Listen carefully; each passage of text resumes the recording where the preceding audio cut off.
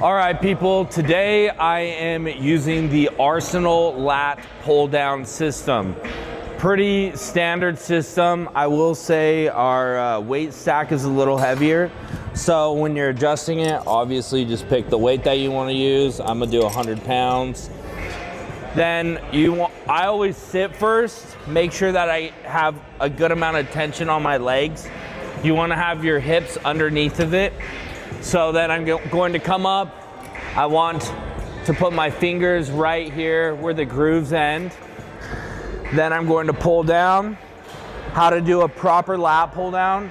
You want to go into full protraction. So if this is neutral, this is scapular protraction. Retract your scapula. Have a little bit of T-spine flexion, and you're going to pull down. Up, pull down. If you notice, I'm trying to just pull straight down. I'm not coming back to my chest. I'm pulling straight down. The idea is you're trying to target down here on your low lats. Obviously, the attachment is interchangeable. All you'll do is you'll step here, unattach it. Because some of our pads are a little taller, I would rather you step on the pad to adjust it rather than pulling this out, pulling this down, and attaching it this way. The reason being is it throws off the pulley system.